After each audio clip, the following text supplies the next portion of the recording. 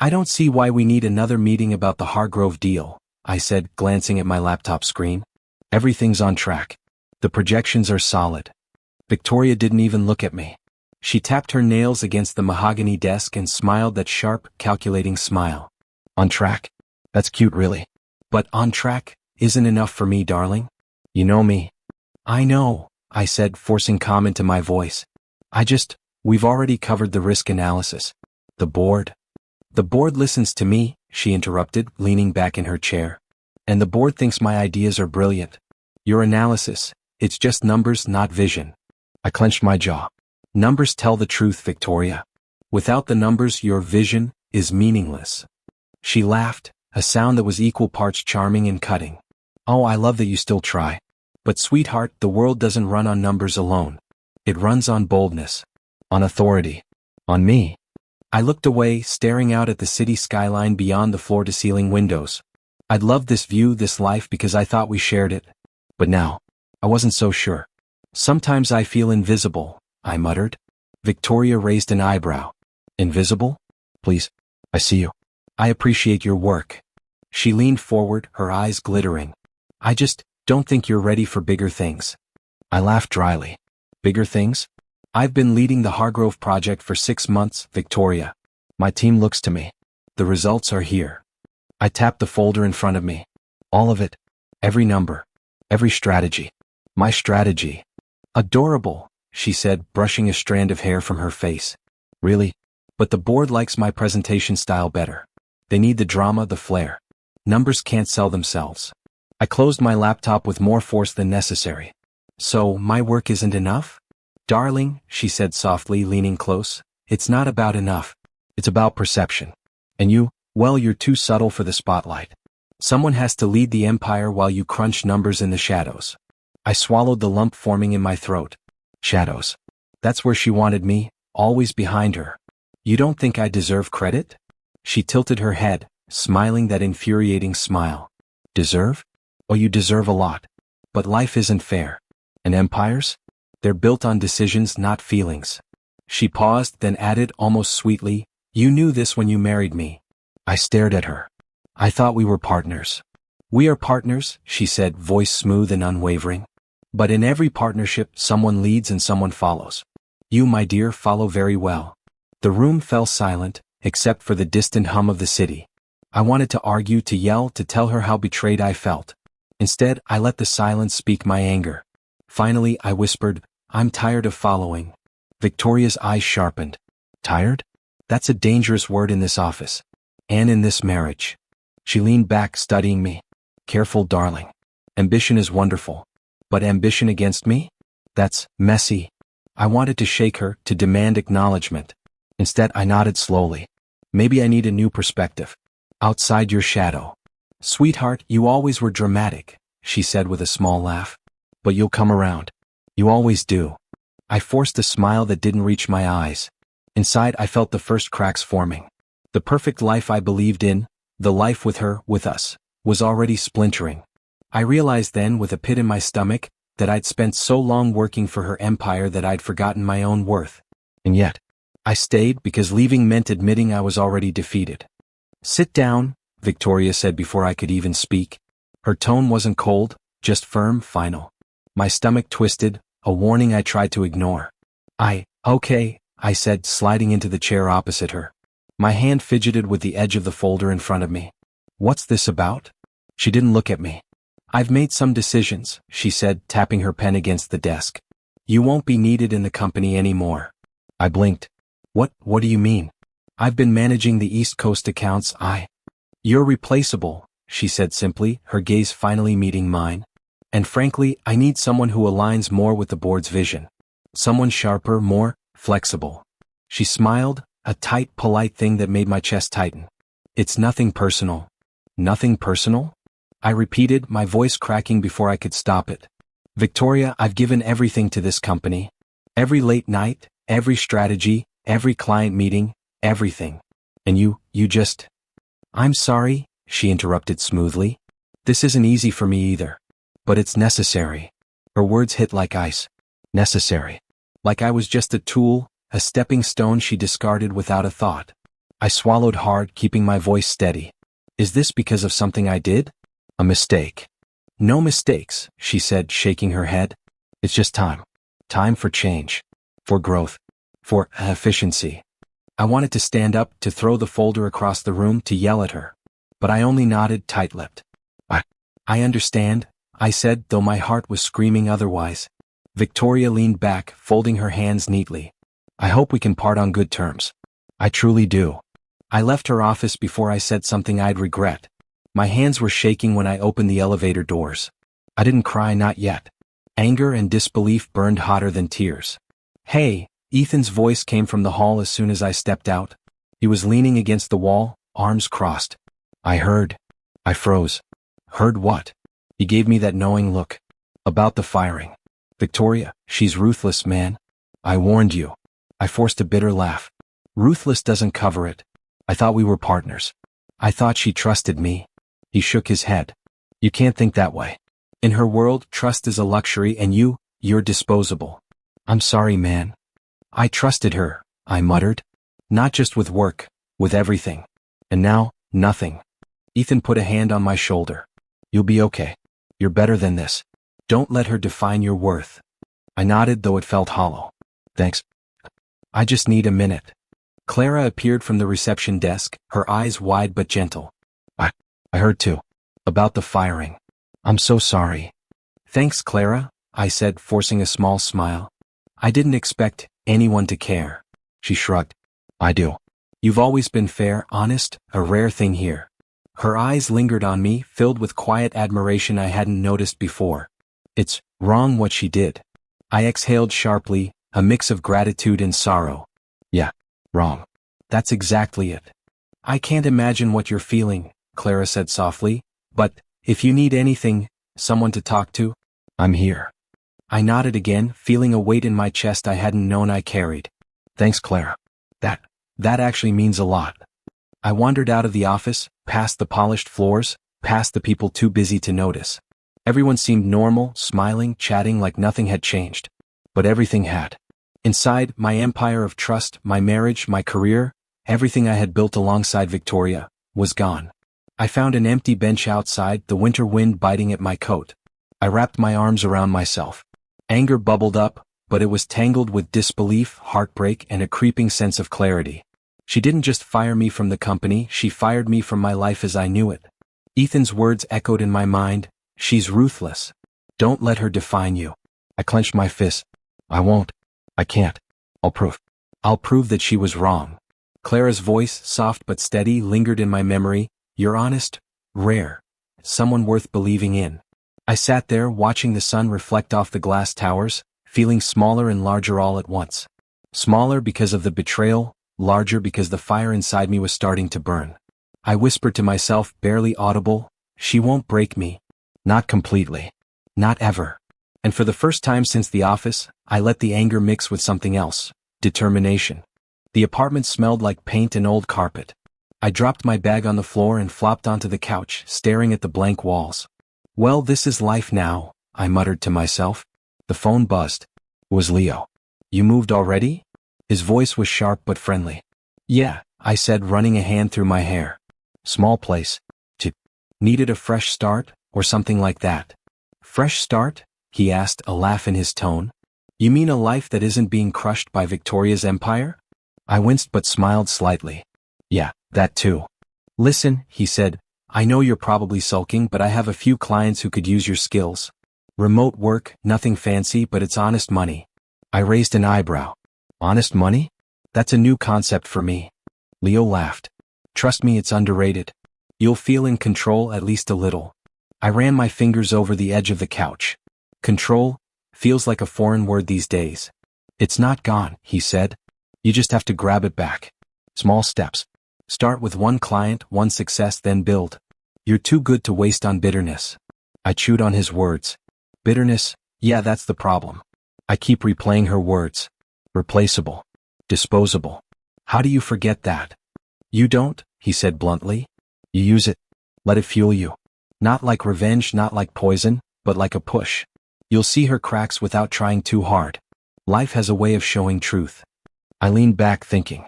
Truth? It's hard to see through anger, through all the mess she made. Leo chuckled. Mess? That's one way to put it. Look, start small. Focus on yourself. And don't let anyone, especially her, steal your dignity. I nodded slowly. Dignity? I think I forgot what that feels like. You'll remember, he said. Trust me. Later I unpacked the few boxes I had. Photos of us, Victoria and me, stared back. I traced her smile with my finger and whispered, I thought we had something real. I thought I mattered. The walls seemed to close in and I sank to the floor. Maybe I should just disappear, I muttered. But the thought didn't last. Anger flared too quickly, burning through the desire to hide. No. She can't get the satisfaction of breaking me completely. A knock on the door startled me. Clara, holding a box of leftover files, stood there. Hey, I figured you'd need some of this, she said. Thanks, I said quietly. You didn't have to. I wanted to, she said softly. You've always done right by people. Don't let anyone make you forget that. I smiled faintly. Thanks, Clara. I guess I needed to hear that. She nodded and left, leaving me staring at the files. Or I could start there. One project at a time. A small step toward reclaiming something, anything, of my own. The first client email pinged. My fingers hovered over the keyboard. I can do this, I muttered, typing a reply. Each word felt heavy but necessary. Each sentence reminded me I still had value, skills, and a voice. Leo called again. How's it going? Slowly, I admitted. But I replied to the client. That counts for something, right? It counts for everything, he said. Step by step. You'll see her world from a distance soon enough. And you'll notice things, flaws, mistakes, things she can't see when she's wrapped up in herself. I laughed bitterly.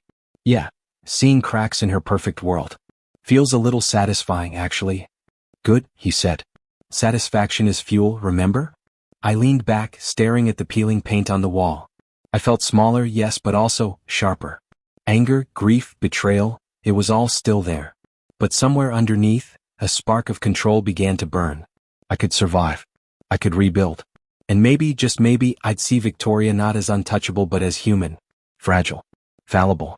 I whispered to myself, fingers tapping the keyboard. One step at a time. One project at a time. I'll get there. And I'll be stronger when I do. I was sipping my coffee when Ethan's message popped up. Victoria's in trouble.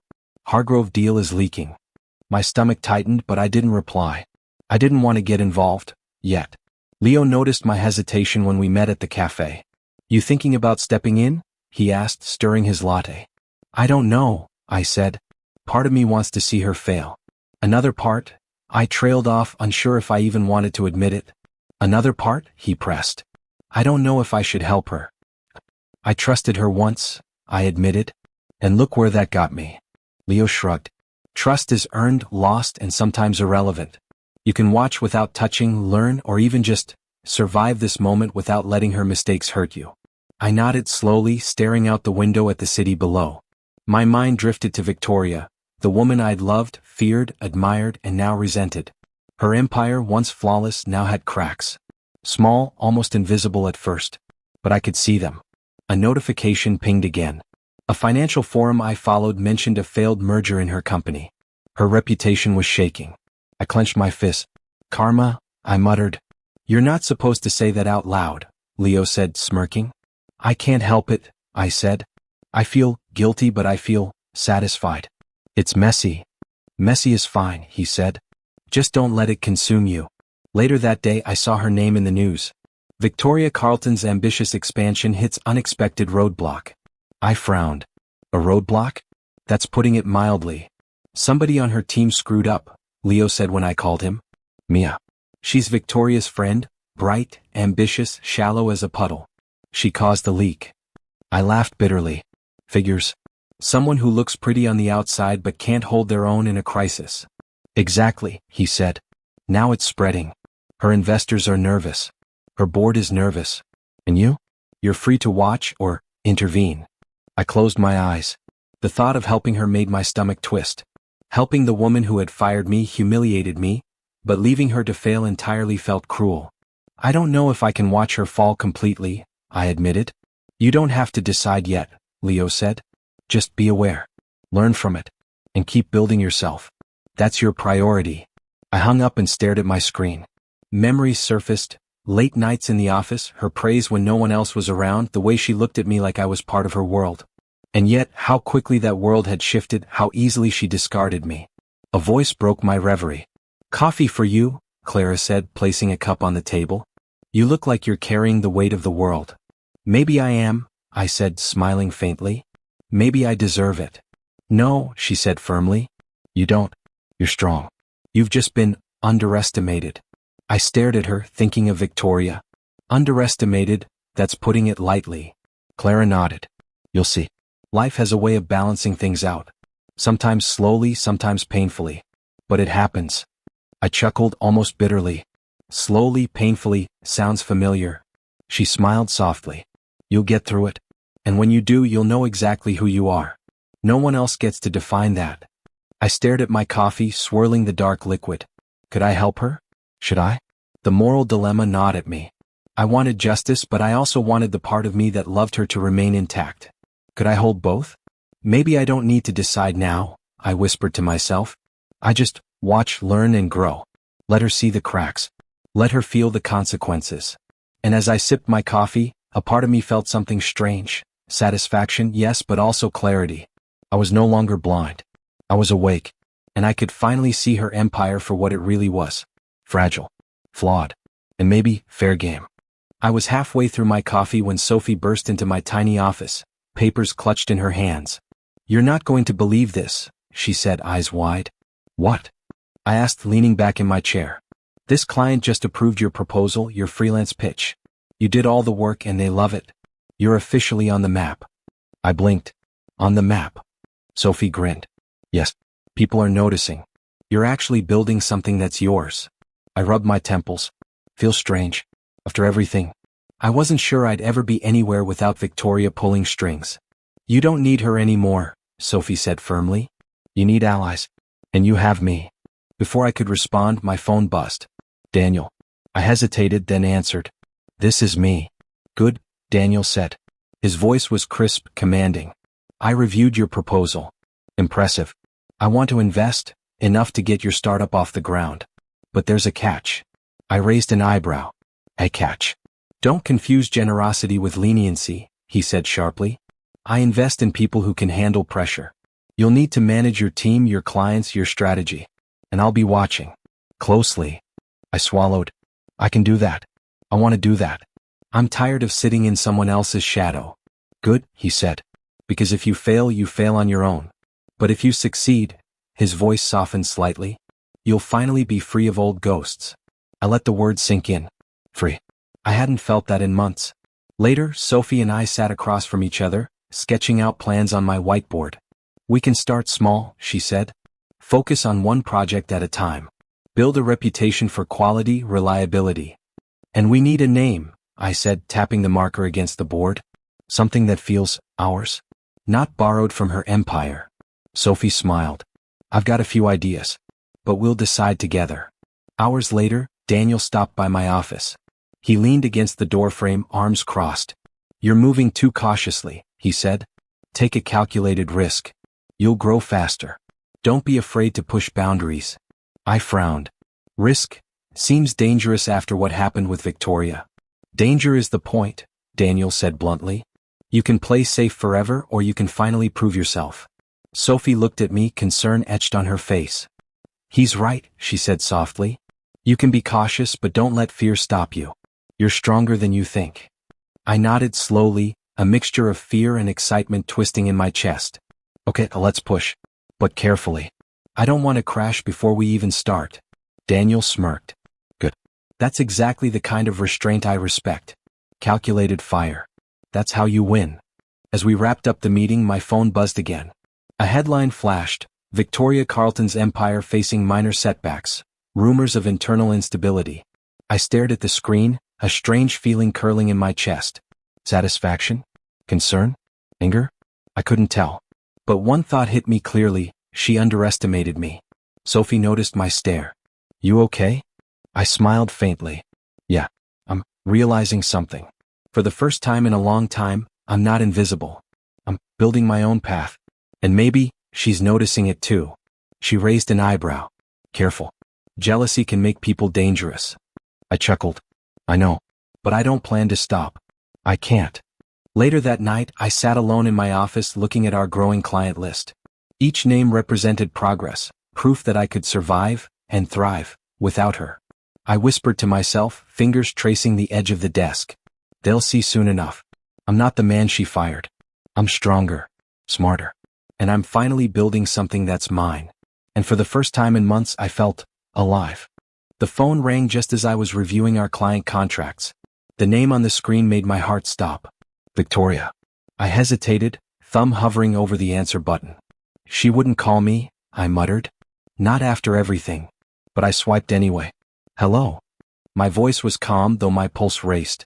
Please, her voice cracked, almost pleading. I need you. Now. I froze. Victoria? My chest tightened. What happened? She swallowed audibly. It's all falling apart. The Hargrove merger, the investors, everything. I can't fix it alone. I need your help. I sank into my chair. Part of me wanted to hang up immediately. Part of me felt that old pull, that dangerous familiarity. After firing me? I said, voice shaking slightly. After everything you did to me? I know, she whispered, barely audible. I was wrong. I need you. Please. I'm desperate. The words hit me like a punch. Desperate. Vulnerable. Human. The woman I'd loved, feared, and hated was suddenly fragile. I don't know if I can, I said slowly, trying to measure my anger. You threw me out, Victoria. You treated me like I didn't matter. I know, she said again, voice trembling. I wasn't thinking. I was proud. Too proud. Too ambitious. I lost sight of everything. Please. I can't do this without you. I ran my hand through my hair. Memories flooded me. Late nights in the office, her laughter, the way she once looked at me like I was the only one who mattered. And yet, she had crushed me, discarded me, made me feel invisible. You made your choices, I said finally. I survived without you. I rebuilt. I'm building something that's mine. And now, you call me like I'm supposed to drop everything? Please, she said, desperation sharpening her tone. I'm begging you. I don't care about pride. I don't care about reputation. I just can't do this alone. You were always the one I trusted the most. I need you. I leaned back, closing my eyes. Rage, heartbreak, and old love collided in my chest. Do you even realize what you put me through? The humiliation, the betrayal, the nights I cried thinking I'd lost everything? I know, she said softly. And I'm sorry. I can't undo it, I can't take it back. But I can fix this, if you help me. Just this once. I swear. I opened my eyes. Her voice was breaking now, quiet, raw. Vulnerable in a way I hadn't heard before. Victoria, I said slowly, you're finally showing me that you're human. That all that pride, all that ambition, it doesn't make you untouchable. You're scared. Alone. I am, she admitted. I've never been more scared. I was wrong about so many things. About us. About you. I swallowed hard. And yet you called me. Even after everything. Even after I rebuilt my life. Yes, she whispered. Because even if I lost everything else, I never lost you. Not completely. Please. I'm begging you. I leaned forward, gripping the edge of the desk. Do you know how it feels to watch someone you love destroy everything and leave you behind? I know, she said softly. And I hate myself for it. I can't make it right, but I can't fix this alone. Please help me. I was quiet for a long moment, my mind a whirlwind of memories, anger, and lingering affection. Part of me wanted to slam the phone down. Part of me wanted to reach out, to pull her back into my life even briefly. Finally I said, voice low but firm, I'll help, but on my terms. And don't think for a second that this erases the past. You underestimated me once, Victoria. I'm not blind anymore. Her relief was palpable, a soft gasp on the other end. Thank you, thank you. I'll follow your lead. I trust you. I exhaled slowly. Good. Because trust is earned, and right now I decide the terms. The line went quiet for a moment. I realized something. For the first time, I understood her vulnerability, her fear, and her limits. The woman who once towered over me, untouchable, was human, fragile, flawed, and desperate. And I was ready to step into that storm, not just for her empire, but for the knowledge that I controlled my own choices now. Prepare yourself, I said finally, because this won't be easy. And I won't make it easy for you either. I understand, she said, voice trembling. And, thank you. I hung up, staring at the phone. Rage still simmered, but beneath it, a strange, uneasy compassion. I had a choice: revenge, indifference, or helping the woman who broke me. And for the first time, I felt powerful in making that choice. I walked into Victoria's office, her eyes darting nervously when she saw me. I didn't expect you so soon, she stammered. Timing is everything, I said, voice calm but deliberate. You're in trouble and I'm here. But we need rules. Rules? She asked, biting her lip. Yes. I help on my terms. Mistakes exposed, corrections made, but no shortcuts. And you follow my instructions exactly, I said. Her eyes flickered with a mix of fear and something else, resistance. And what if I disagree? You won't, I said. Because if you do, consequences follow. Subtle but public. You'll see where your weaknesses cost you. Understand? She swallowed hard. I understand. We spent hours going over financials, contracts, and the failed merger. I noticed her tension spike every time I suggested transparency or accountability measures. Victoria, I said, Mia's misstep wasn't the first, and it won't be the last if you ignore structure. I know, she whispered. I thought I could handle it all alone. I overestimated myself. You did, I agreed. And that overestimation almost destroyed you. Her phone buzzed. Alex. She glanced at the screen nervously. Alex. He's stirring the investors. Trying to make me look incompetent. I leaned back, smirking slightly. Good. Let him. He underestimates both of us. Let's use that. How? She asked, eyes wide. We let him make mistakes, but we control the narrative. Carefully. Publicly enough that people notice, discreetly enough that it looks accidental. You'll be humiliated, but manageable. And he'll learn what happens when he crosses the wrong people. She hesitated. I don't know if I can. You can, I said firmly. I'm guiding you. And you'll survive because I decide when and how. Her pride flared, even in desperation. I hate feeling powerless. I met her gaze steadily. Then don't. Power isn't about being untouchable. It's about knowing when to act and when to watch. Today you act. And you watch me act too. Hours passed. Each decision I made subtly shifted control. A misstep by Alex became public through a leaked email, but one I orchestrated to look accidental. Victoria winced at every mention, realizing she had underestimated me, but she didn't dare question the method. This might ruin me, she said finally, voice tight. Or it might teach you humility, I said. Either way you learn. And you survive. She frowned, frustration and gratitude warring in her expression. You're terrifyingly calm. I've learned, I said. And so should you. Panic solves nothing. Strategy solves everything. She looked down, biting her lip. I don't know if I can forgive myself for calling you. You don't need to, I said. Forgiveness isn't part of the equation. Control, learning, survival, that's all that matters. And right now, your survival depends on me. A notification buzzed on her phone. Alex had made another miscalculation. I glanced over, nodding subtly. See? He's predictable. And now so are you. But only because you let me guide you. Her shoulders slumped, relief mingled with frustration. I can't believe I underestimated you, she muttered. Believe it, I said, voice sharp. Because underestimating me was your first mistake. This is your second chance. Don't waste it. For the first time she nodded, swallowing her pride. I saw a flicker of understanding, fear mixed with respect and maybe a touch of remorse. As I left her office, I whispered under my breath, more to myself than her. This is the game, Victoria. You play by my rules now. Every step you take, every mistake you make. I'm watching. And you'll pay, subtly, discreetly, but undeniably. And for the first time in months I felt control, not just over my life but over the woman who had once held all of it. I walked into my office, checking emails when my phone buzzed. Victoria. Again. I hesitated before answering. Hello. I said, keeping my voice steady. I need to talk, she said, voice small. Please just listen. Go ahead, I said, though my chest tightened. I screwed up badly. The board, they're considering removing me, she admitted. Her pride was gone, replaced by a quiet panic. I swallowed, forcing calm. I see. I know I betrayed you, humiliated you, and yet here I am asking for help again. I don't know how to fix this without you, she whispered. I ran a hand through my hair. Victoria, you've made your choices. Every misstep, every arrogance-fueled decision, it's all coming back. That's karma, not me. I know, she said softly. I can't face it alone. I never could. Please, I need you. I stared at the ceiling, remembering long nights we shared. The woman I loved, the woman who once made me feel safe, was broken now. And yet, the betrayal still stung. You underestimated me. You dismissed my work, my loyalty. You threw me out without a second thought. I know, she said, voice breaking. And I'm sorry. I see now what I lost.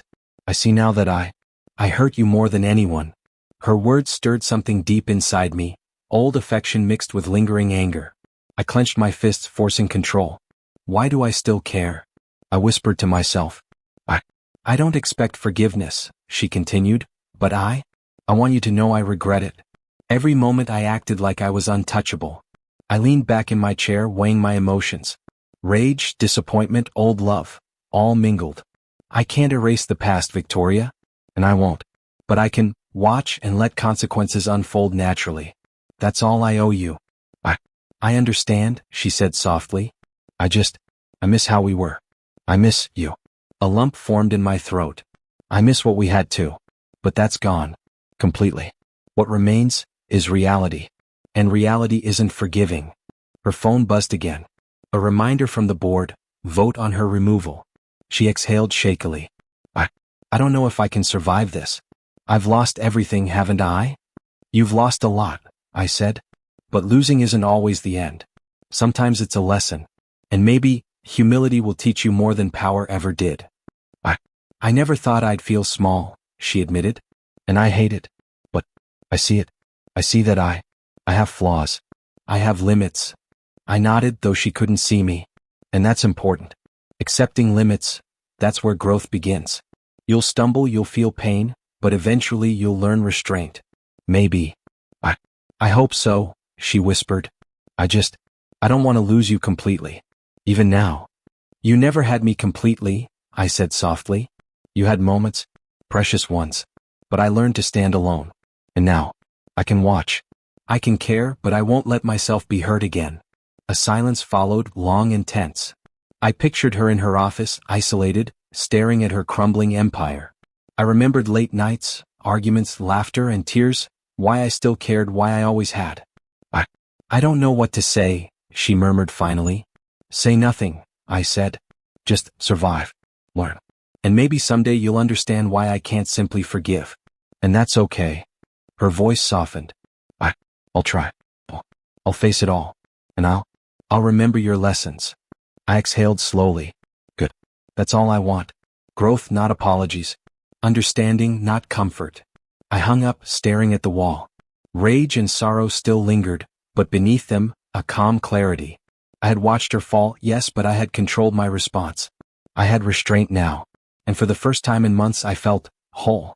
The office door clicked shut behind me and Victoria stood there, stiff, eyes wide, as if she wasn't sure I'd come. I didn't expect you, she said quietly, almost a whisper. I came, I said, keeping my tone even. You wanted guidance, forgiveness, or both? Which is it? She swallowed, trembling. I want both. Please. I made mistakes, so many. And I hurt you. I held up a hand. Stop. Don't beg. I'm not here for apologies. I'm here for truth. Do you understand that? Yes, she said, voice barely audible. I never understood before. Not how much I broke you, not how much I lost. I studied her, every line of tension, every trace of vulnerability. And now? I asked softly. Do you understand now?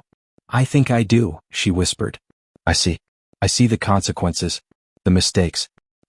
I see you. Strong, independent, unbroken despite me. I'm unbroken, I said, but not untouched. You hurt me, Victoria. You broke trust one gave freely. That doesn't vanish with words. I know, she admitted. Her hands trembled, fiddling with the edge of her sleeve. And I don't expect everything back. I don't want to lose you entirely. I need you, in some way. I exhaled, feeling the weight of months of anger, regret, and lingering love. Do you know how it feels to be invisible to someone you trusted? To give everything only to be discarded? Her eyes glistened. Yes. I finally know. And I hate myself for it. I've changed, but I know that won't undo the past. No, it won't, I said firmly. It never will. But it does change how we move forward. And I've changed too. I'm not the man I was when you fired me. I'm stronger. I'm free. She nodded, swallowing. I see that. And I respect it. Even if it means losing you in a different way. The silence stretched, heavy with emotion. I felt the memory of every late night, every argument, every fleeting moment of intimacy. And then, a text buzzed on my phone. Nina. I glanced at it, a small smile tugging at my lips. Nina, someone real, present, a future I could build without betrayal or heartbreak. She represented growth, a fresh start. Victoria noticed my pause. Who? She asked quietly. No one you need to worry about, I said softly. But it's someone important to me. Someone who reminds me that life moves forward, even when people hurt you. Her shoulders slumped slightly, pride wounded but understanding creeping in. I see. And I can't fault you for choosing yourself. I only hoped. You hoped for forgiveness, I said gently. And maybe you'll get it one day. But not today. Today I'm choosing myself. I'm choosing my life, my growth, my happiness. She looked at me, eyes glimmering, a mixture of sorrow, regret, and acceptance. I understand. And thank you. For being honest. For not letting me manipulate you. I nodded. Honesty matters more than reconciliation. I've learned that. And now I step forward and you step back. And maybe one day you'll understand what it means to truly respect someone's boundaries. Her lips quivered and she whispered, I hope I do. I exhaled slowly, feeling the release of months of tension, betrayal, and lingering emotions. Rage, sorrow, love, they all settled into a quiet resolve. I have to go, I said, my voice firm but calm. I have a life to live, lessons to apply, and someone waiting for me, someone who represents the future I want, not the past I can't change. Victoria nodded, a tear slipping down her cheek. I won't forget this. You've taught me more than I ever deserved to learn. I hope you take it to heart, I said softly. Because growth is rare, Victoria. Don't waste it. And with that, I turned, leaving the room with my head held high. For the first time, I felt completely in control of my choices, my emotions, and my destiny. Outside, my phone buzzed again. Nina's name lit up the screen. I smiled genuinely, a weight lifting from my chest. Life moves forward, I whispered to myself, stepping into the sunlight. And for the first time, I believed it. I sat at the window of my new apartment, the city lights reflecting in my glass, and felt a quiet sense of calm I hadn't known in years. The chaos of Victoria's empire, the betrayals, the late nights, the anger, it all felt distant now, like a storm I had survived. My phone buzzed. Nina. A smile tugged at my lips. Hey, I said, voice light. Hey, she replied, cheerful. Coffee later? I have something to show you. Sure, I said, genuinely eager. I'll meet you. I hung up and leaned back, letting myself reflect. The past months had been brutal. Betrayal, heartbreak, karma, and yet here I was, stronger, wiser, and independent. I had rebuilt not just my career but my self-respect. Victoria's name crept into my mind. I thought of her humbled expression, the quiet apology, the realization that power without respect crumbles. I hadn't reached out since our final confrontation. She was learning consequences the hard way, and I had learned restraint, clarity, and self-worth. A knock at the door startled me. It was Daniel, my old ally. Thought I'd check on my favorite entrepreneur, he said, grinning. Thanks, I said, standing. I'm better than okay. Stronger, actually. Finally. You've earned it, he said. I heard about Victoria's collapse. Public messy. Karma, huh? I chuckled softly. She's learning. And I'm moving forward. No more looking back. No more rage. Just life. Daniel nodded, clearly approving. Good. You've grown. And you deserve the peace you're building. After he left, I stood by the window, reflecting on everything. Betrayal had hurt me deeply, yet it taught me lessons I couldn't have learned otherwise. I had loved, I had been blindsided, and I had survived. And now, I had the chance to live fully, unburdened. My phone buzzed again. A news alert. Victoria's company had officially declared bankruptcy. She was exposed, humbled, finally facing reality. I felt nothing but quiet acknowledgement. No glee, no satisfaction. Just understanding. Life had its own justice, and I had learned not to intervene unnecessarily. I whispered to myself, People face consequences. And sometimes that's enough. Later Nina arrived. Her smile warmed the room. Hey, she said. I have good news. Our pitch went well. Investors are interested. I felt a surge of pride. That's amazing. I knew we could do it. Together. She laughed softly. And it feels different, doesn't it? Building something without drama, without betrayal. Just trust. I nodded. Exactly. Trust, respect, growth. I've learned how valuable it is. And now I can finally live it. We sat together talking late into the night. Our conversation was easy, laughter sprinkled with plans and dreams. For the first time, I didn't feel the shadow of Victoria's empire looming over me. I felt present, grounded, and hopeful. At one point, Nina looked at me seriously. You're different, she said. Stronger. Happier. I'm glad I get to see this side of you. I've worked hard to be this person, I admitted. It wasn't easy. Betrayal, anger, heartbreak. It shaped me. But it didn't break me. And now, I can finally move forward. She smiled, leaning slightly closer. And I'll be here for the future. Not the past. I looked at her, feeling the weight of my journey lift. No more looking back, I said softly. Just forward. And as the night settled, I realized something profound. I had risen from the ashes of heartbreak, betrayal, and chaos. I was whole. I was independent. I was free. And with people like Nina, Daniel, and my own hard-won resilience, I knew this was only the beginning. Life was no longer about surviving others' mistakes. It was about embracing growth, love, and hope. And for the first time in years, I felt truly alive.